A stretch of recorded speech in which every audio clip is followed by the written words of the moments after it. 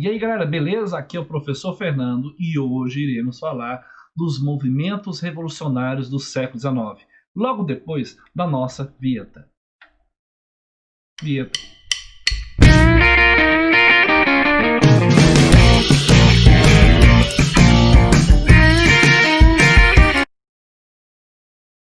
Hoje tá um massa, hoje é beleza. Então, olha só, galera, antes de começar o vídeo, compartilhe, inscreva-se no canal, dá o seu like, beleza? E ativa o sininho, tá? Antes de mais nada começar esse vídeo, deixa eu avisar pra vocês. O pessoal podando umas plantas aqui, vai estar um barulhinho aí, né? Mas acontece, né? Isso acontece gravando vídeo, a vida é assim, todo mundo tem que trabalhar, mas faz parte. Mas vamos lá! Quando nós falamos então do processo revolucionário do século XIX, ou revoluções do século XIX, temos que observar que tudo acontece pós-Revolução Francesa, ok? Quando falamos pós-Revolução Francesa, vamos lembrar de algumas coisinhas aqui. Ao final da Revolução Francesa, vem o período de Napoleão Bonaparte. O final de Napoleão Bonaparte, eu tenho então os países que derrotaram Áustria, Prússia e Rússia, que derrotaram Napoleão, e estabelece aqui que nós chamamos de Congresso de Viena, no qual o Congresso de Viena, lembra-se, o Congresso de Viena tinha o interesse de restaurar aquilo que chamamos de antigo regime. Ponto. Não esqueça mais disso. Beleza? Isso, eu queria dar atenção nisso. Essas revoluções que vão ocorrer no século XIX são revoluções que basicamente vão bater de frente com o que nós chamamos de Congresso de Viena. E para entendermos esse período histórico do século XIX, primeira metade do século XIX, eu gostaria que você compreendesse que não é difícil. Muitos alunos falam para mim, professor, esse período é muito complicado de se entender. Não é. Para ficar fácil, eu irei dividir essa aula em 4 encontros. Parte 1, parte 2, parte 3, parte 4. Hoje, iremos falar de maneira geral que o século XIX é um período bastante conturbado na Europa.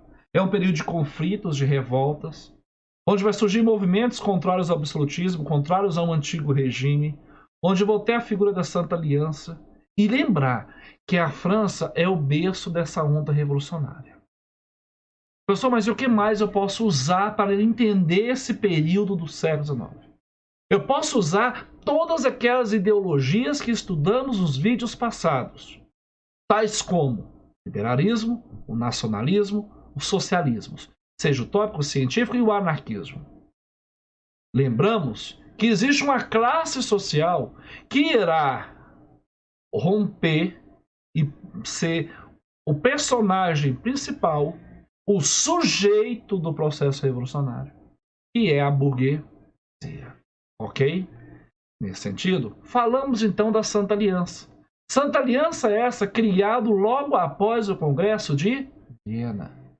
Podemos falar que a Santa Aliança é uma tentativa da Rússia, da Prússia e da Áustria de garantir as realizações das medidas adotadas no Congresso de Viena. Quais são as medidas adotadas? Anota aí. Impedir o avanço de ideias liberais e constitucionalistas da Europa, ideias essas que eram da Revolução Francesa. Essa Santa Aliança ganhava por direito, pelo Congresso de Viena, de fazer uma política de intervenção, tá, política colonial nos países ibéricos, já que era um favor da recolonização. Estamos falando aí de movimentos de reestruturação do antigo regime. Nesse sentido, o direito da intervenção era defendido pelo ministro austríaco Príncipe Metternich, esse rapaz bonito aí, charmoso, cheio de pompa, permitia que a Santa Aliança intervia no país em que o absolutismo estivesse ameaçado ou fosse derrubado. Essa era a ideia. O direito da intervenção. Está ocorrendo um movimento revolucionário ali, e aquele movimento revolucionário pode levar a ocorrer os burgueses chegarem no poder e derrubar o rei. Não, vamos lá, vamos mandar uma tropinha, parará, e vamos derrubar. E isso é o direito da intervenção, galera. A maior importância dessa aliança é o fator de ser o símbolo do absolutismo. E é claro, gente, há uma vingança das ideias da Revolução Francesa. A primeira onda revolucionária que vai ocorrer, então, ocorre em 1820, tá? Logo depois das guerras napoleônicas. E essas ondas revolucionárias de 1820 são revoluções destinadas às ideias do liberalismo e o nacionalismo. Podemos falar que o liberalismo, por seu fator econômico, a ideia do fim da não intervenção do Estado na economia, a ideia do Estado não intervir nos aspectos políticos e econômicos, aí podemos falar do liberalismo em dois sentidos. Tanto no sentido de Adam Smith, tanto no sentido de John Locke. Tanto o liberalismo econômico quanto o liberalismo político.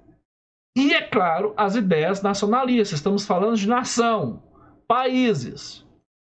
Os países mais afetados com esse conjunto de acontecimentos são os países do sul da Europa, como a Espanha, a Itália e a Grécia.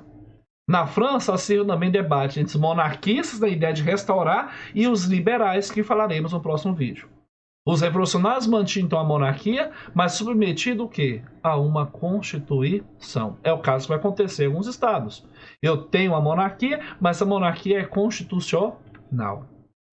Destaca-se então em 1820 o que nós chamamos de Revolução Constitucionalista do Porto, em Portugal. Lembramos que a família real veio para o Brasil devido à invasão francesa liderada por Napoleão Bonaparte, em 1808. Com o fim da Era Napoleônica, em Portugal vai ocorrer a Revolução Constitucionalista do Porto, que é uma revolução de caráter liberal, pregando a implantação de uma Constituição.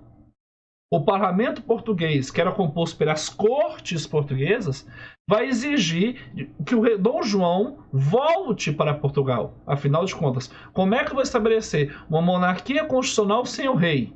Sendo que o rei está lá no Brasil. Não, Dom João, volta aqui. Vamos governar juntos, você vai ser submetido a uma Constituição.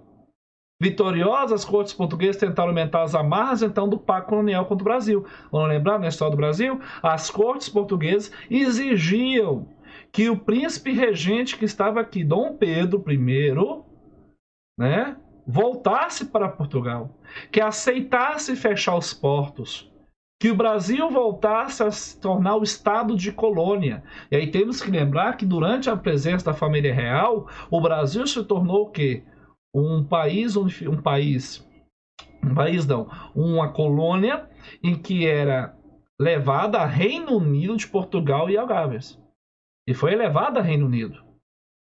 E as cortes portuguesas queriam acabar com isso, queriam fazer com que o Brasil voltasse a ser o quê? Colônia de Portugal. E isso aí foi a gota d'água que os grupos que habitavam aqui o Brasil, a elite brasileira, se aproximassem de Dom Pedro e ocorresse o quê? O processo de independência do Brasil. Então, Portugal, a Revolução de 1820, vai acarretar, então, no processo de independência do Brasil em 1822.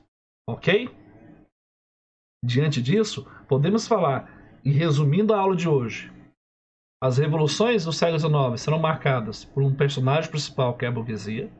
São revoluções influenciadas pelas ideias nacionalistas, liberais e socialistas, tá? E anarquistas.